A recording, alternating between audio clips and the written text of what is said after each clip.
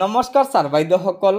ৰাজ্যৰ চৰকাৰী কৰ্মচাৰীসকলৰ বাবে চৰকাৰী বন্ধ সম্বন্ধীয় এটা অত্যন্ত সুখবৰ প্ৰকাশ পাইছে।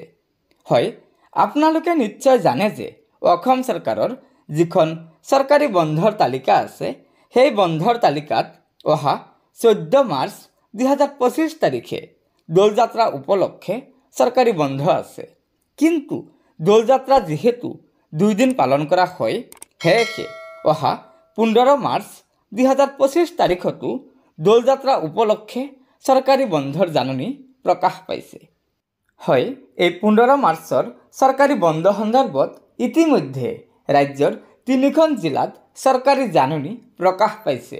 এয়া চাওক, প্ৰথমতে আছে অসমৰ ৰাজ্যপালে এই নিৰ্দেশনাখনৰ জৰিয়তে জনাইছে যে অহা 15 মাৰ্চত হোলী ফেষ্টিভেল অৰ্থাৎ দোল যাত্ৰা উপলক্ষে কামৰূপ মেট্ৰত স্থানীয় বন্ধ ঘোষণা কৰা হৈছে।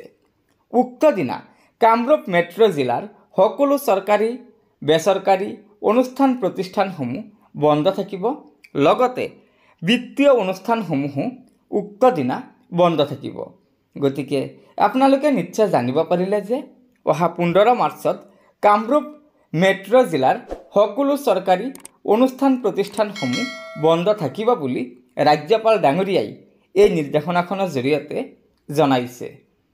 তাৰপিছত চাব, কাছাৰ জিলাৰ জিলা আয়ুক্তই 7 মাৰ্চ 2025 তাৰিখে এই নটিছখনৰ জৰিয়তে জনাইছে যে অহা 15 মাৰ্চ 2025 তাৰিখে দোল যাত্ৰা উপলক্ষে জিলাখনত স্থানীয় বন্ধ ঘোষণা কৰিছে আৰু উক্ত দিনা জিলাখনৰ সকলো চৰকাৰী অনুষ্ঠান প্ৰতিষ্ঠানসমূহ বন্ধ থাকিব।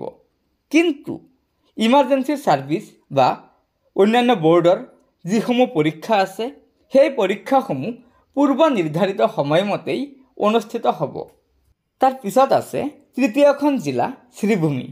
শ্ৰীভূমি জিলাৰ জিলা আয়ুক্তই এই নিৰ্দেশনাখনৰ জৰিয়তে সেই একেটা কথাই উল্লেখ কৰিছে যে অহা 15 মাৰ্চত দোল যাত্ৰা অৰ্থাৎ হোলী ফেষ্টিভেল উপলক্ষে শ্ৰীভূমি জিলাত স্থানীয় বন্ধ ঘোষণা কৰা হৈছে।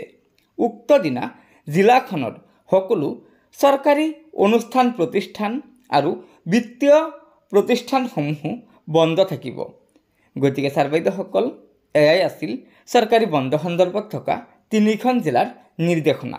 আৰু আশা কৰা হৈছে যে ৰাজ্যৰ প্ৰতিখন জিলাতে অহা 15 মাৰ্চত এই দোল যাত্ৰাৰ চৰকাৰী বন্ধৰ জাননী প্ৰকাশ পাব।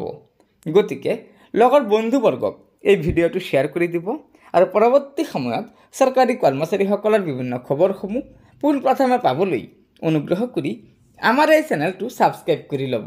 ধন্যবাদ। জয় আই অসম।